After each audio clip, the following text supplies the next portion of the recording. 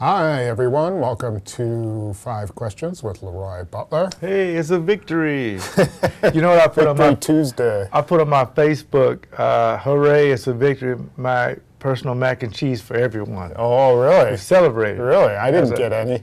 Well, you're not a fan. I probably don't need any, though. But No, you look great. But it made you feel like it was a good win on one hand, Tom, because it was 21-10 at halftime. Yeah. But it was some fans booing. Yeah. And Rightly so, I think. I think it was more so that Eddie Lacy probably got hurt in a carry that they didn't want him to have. Maybe. I think it was. I think they were mad at the performance. You know, they Yeah. are a must-win situation, and they're Well, they horrible. shut him out the second half. Yeah, yeah, but maybe because they got booed.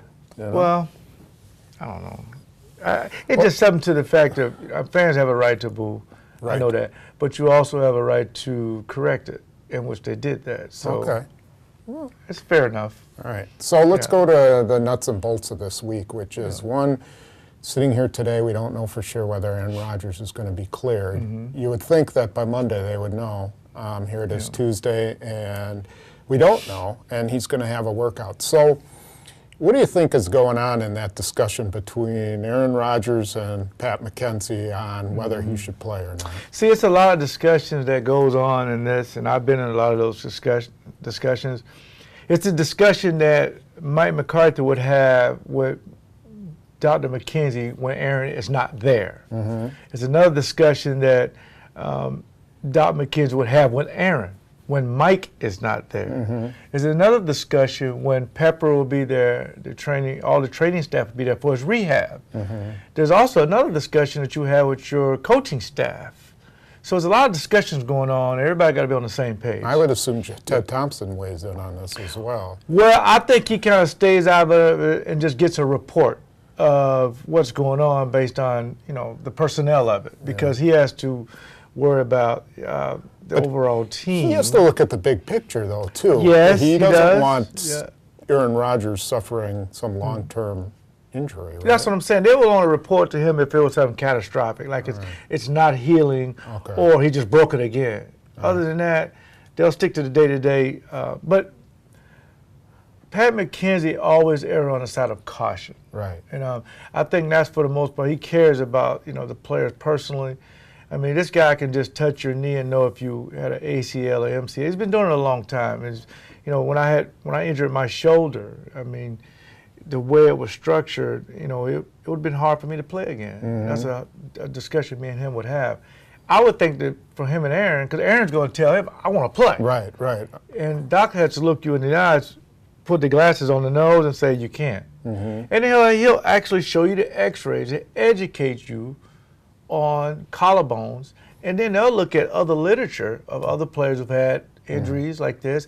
They'll look at car accidents, people, any kind of broken collarbone. What's the healing process? And your age has a lot to do with it. With that being said, I don't expect him to play against Dallas. I'd be shocked if he did. But against Pittsburgh, I think he will play. Okay. Okay. So let's assume he doesn't. We know for sure that as they're game planning right now, that they're planning for Matt Flynn to play. Matt Flynn in Dallas, in a must-win situation. How do you assess that matchup? It's definitely not playing the Atlanta Falcons in 9-degree weather or whatever it was. Well, that's true. You're in a controlled environment at 7 degrees, but Dallas defense is so bad that I would not rush Aaron back. I think Flynn can beat Dallas. Dallas has given up a lot of big chunks of yardage. We're going to talk about the X and O's where, they're not gap control responsible, and they don't hold their gap. So Eddie Lacy, if his ankle is healthy, him and Starks could have huge days if the offensive line can protect. So I think Matt Flynn will do well against Dallas, and I think there's no reason to rush Aaron back for that. Okay. Well, you talked about the run offense. We saw that, Lacy ran as hard as he possibly probably got every yard he could possibly get, but we're still not seeing a lot of breakaway stuff. What did you see from Atlanta and how they approached it? Are the Packers still getting a lot of 8-man fronts, and are they going to have to just run through that, or is Flynn going to have to throw them out of it? Well, it's going to have to be a combination of a lot of things. Sometimes you can't block everybody. Sometimes it's an 8-man front. You just want to get Lacy one-on-one with a safety. He has to break that tackle. And then sometimes you got to do a lot of play action and you got to do a lot of screens. That's the only way you get 8-man fronts to back up. Right. So Flynn is going to have to go play action, throw the top of the linebackers to Jordy Nelson, which he has done.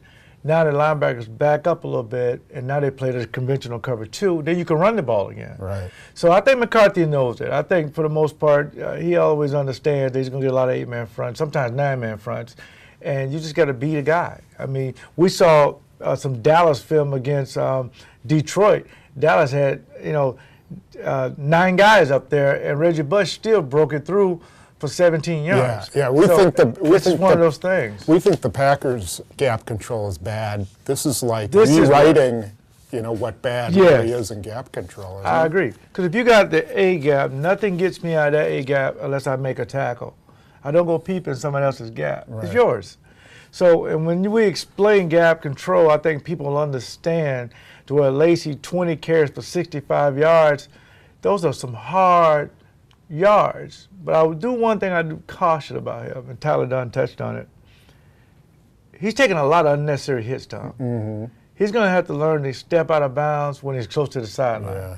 Taking unnecessary hits like that can wear him down. Right. So, and I'm sure Dallas sees that as well. But if he's healthy, I know his ankles a little bummed out. I think he can have a big day. Well, and this is where Starks has to come in too. Absolutely. Because I'm assuming with the sprained ankle, we'll see how long he can go, but that's probably going to affect him. So that's why Starks is there. Absolutely. Another aspect of this game is just going to be which Dallas offense is going to show up. I think last night against the Bears, nobody on Dallas showed up in the cold, and they just looked like a team that didn't want to be there. I'm sure that'll be different this time. Who's more dangerous against the Packers, Jason Witten, Des Bryant, or DeMarco Murray? I mean, we're talking 3 really, really big. Yes, size-wise, 82 and 88, Packers can't really match up with those guys, Des Bryant and Witten. DeMarco Murray is a running back they have never seen before. Right. He's an Eric Dickerson type. He's long. He has one-cut ability, great speed, and his offensive line is massive. And they just kind of lean on you. Mm-hmm. But their running game is not real complex, but they get him out on that perimeter. If of those 3 guys, they got to shut down DeMarco Murray. I mean, they just have to shut down the running game, because if Dallas is running the ball, that means they're eating up the time of possession. Your defense out there for a long time. And as I sit here and think about it, I've not had some great memories down in Dallas. Yeah. Especially the old stadium. So I'm hoping this Packer group does have they won a Super Bowl there. Absolutely. They're familiar with stadium. it. Yeah. And that was Aaron Rodgers, really, before they got to that stadium. Aaron Rodgers had a big coming-out party against Dallas. That's right. Right. That was at Texas Stadium. Absolutely. Last aspect of this, now, talking to Dom Capers on Monday was kind of interesting. One, Sean Richardson's going to play some more at safety, and I'm sure Dallas is going to test him. And we'll look at a play with Jason Witten where he will get tested. Yep. The other thing is he said he wants Tramon Williams to stay outside now. They've used him in the slot because they had to, but he thinks he's really best out there, and that's why they went with Hyde and Jarrett Bush. Yeah. Now, that's going to mean either you have to double team Des Bryant all the time with Micah Hyde underneath or Jarrett Bush underneath. And that's the only way you can probably do it. Do you think that's a smart strategy, and then keep Tramon where he plays the best? Well, I think I like what Dom is doing. Switch it up a little bit, because you got to put Tramon maybe outside this particular week, because Terrence Williams is another speedy receiver that they like to get the ball to. But with Dez Bryant, you're going to match up Shields on him. Now, Shields just played a big physical receiver in Calvin Johnson in Detroit, so he's used to that. And Sam is not the more physical guy, but I would definitely double Dez Bryant every chance down the field. Anytime he's in the slot at least. Right? Absolutely, because I think that's a lot of what Dallas likes to do. They like to do a lot of play action, and you got to have guys back there sound enough. Now, the one thing real quick about M.D. Jennings, if Richardson is the guy, it make the Packers huge at safety. You know, both guys around 6'2" range, 219 pounds. They're massive. So Richardson can help stop DeMarco Murray. But, you know, can he play the pass? Yeah, Morgan Burnett and him, they have to play the pass, especially off a play action. All right. Well, that'll be interesting to see. So be sure you join us for X's and O's, because we have two pretty good plays that I think we'll probably see or some form of them on Sunday.